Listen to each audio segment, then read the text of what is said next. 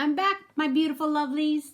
It's time for chapter 6. It's called Moonlight Madness. I waited until the school day was completely quiet, or the school was quiet.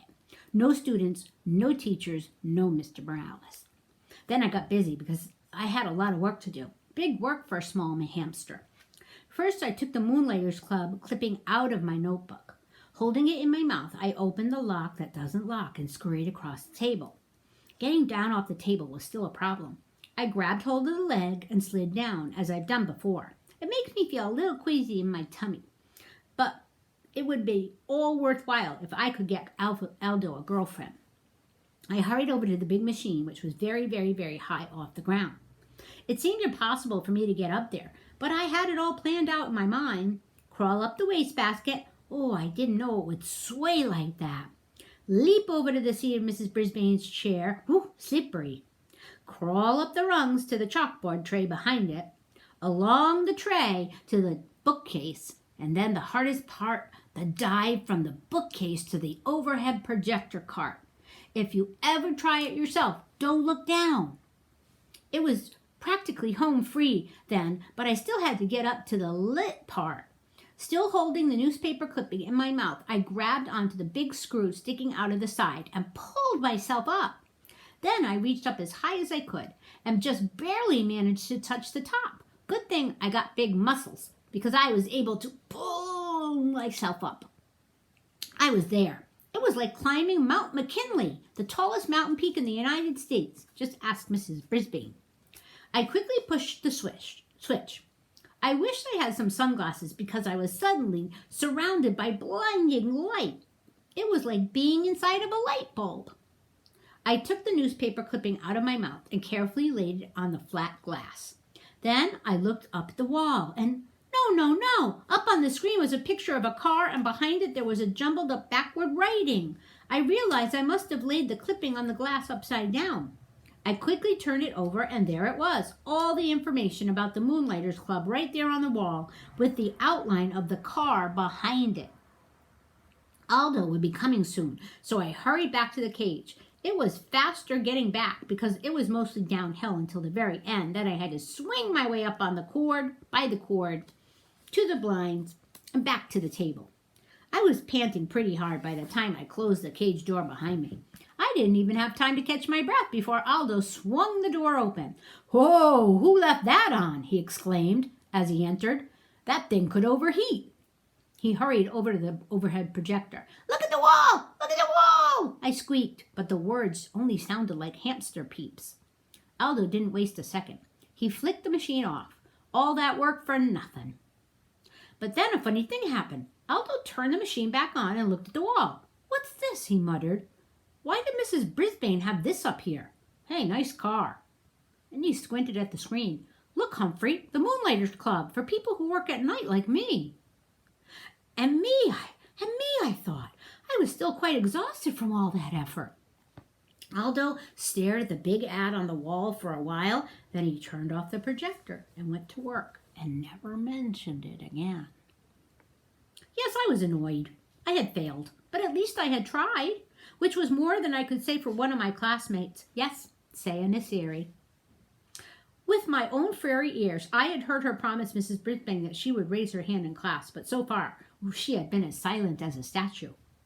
Her week was almost up. Even though I scolded her the day she fed me, she paid no more attention to me than she had her teacher. You really should listen to your teacher, even Mrs. Brisbane. And you should always listen to your hamster. I was worried about Aldo and about Saya, but I have to admit, my journey had been quite tiring had been so tiring that nocturnal or not, I slept soundly for the rest of the night. The next day began in a very surprising way.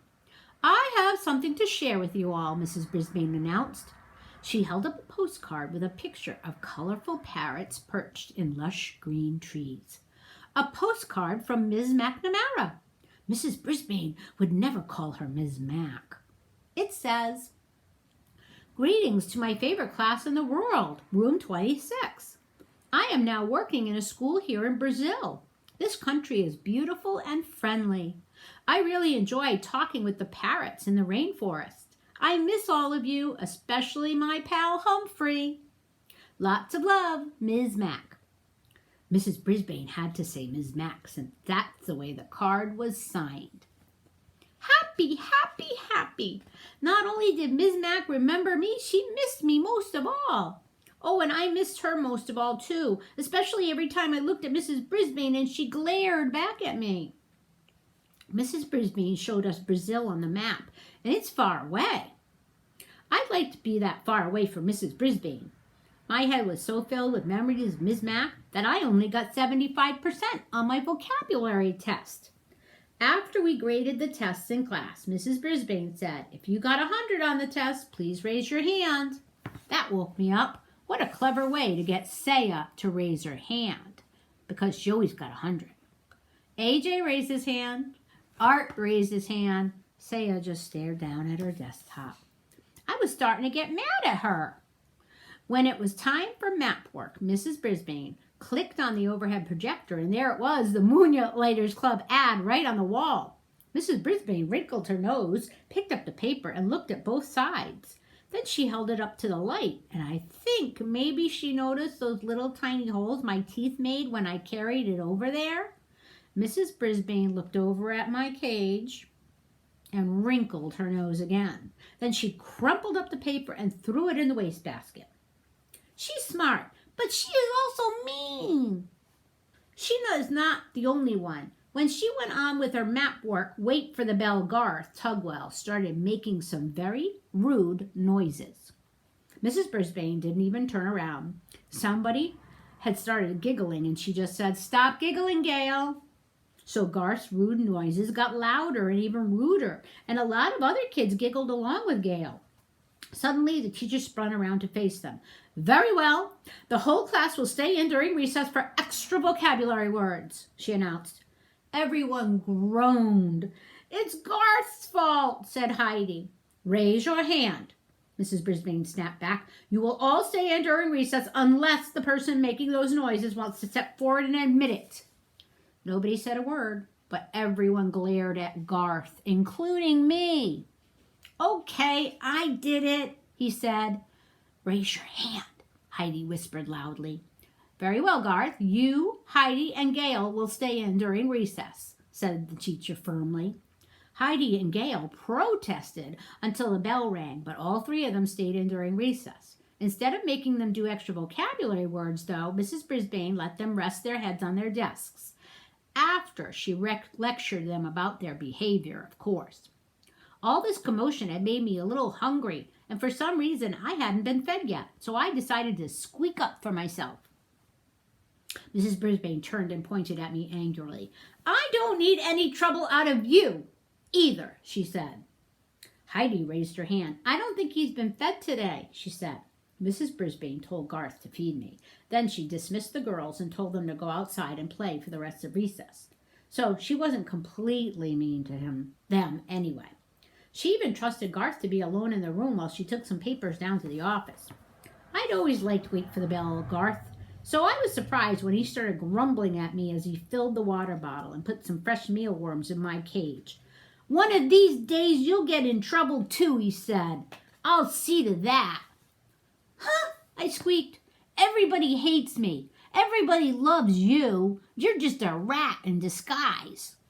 Those words hurt me a lot. Why would Garth say that? I mean, sure, almost everyone does love me, but I don't make rude noises and get other people in trouble. I was still pondering Garth's behavior when the classmates returned to room 26. Mrs. Brisbane must have gotten rested up over recess because she greeted them with a smile. "I have a surprise for you," she told the kids. Surprises always get the class's attention. They think surprises are always good. However, I know that surprises can sometimes be bad, like the day Ms. Mac left me forever. We're going to pick who gets to take Humphrey home for the weekend," she said. "Now, you all know whether or not your parents gave permission for you to bring him home. So if you'd like Humphrey this weekend, raise your hand now." Hey! You should have seen all the hands that went up. I could hardly believe my eyes. Miranda and Heidi and AJ and every single hand in the class except Garth's. Even Saya Nasseri raised her hand. Mrs. Brisbane noticed. Saya, do you think it would be all right with your parents? Saya nodded. I can't hear you, said Mrs. Brisbane. Yes, ma'am, said Saya. It was strange to hear her voice in the classroom. Mrs. Brisbane gave her a note to bring back to her family for Friday. I napped the rest of the afternoon, but whenever I woke up and glanced over at Saya's desk, I saw something that I had never seen before. Smiling! Tip 6. You can't leave your hamster alone for a day or two. You can leave them alone for a day or two, but otherwise find a valuable caretaker, or if possible, take your hamster with you in its own cage. A hamster can be very portable. That's the end of chapter 6, my lovelies. I love you.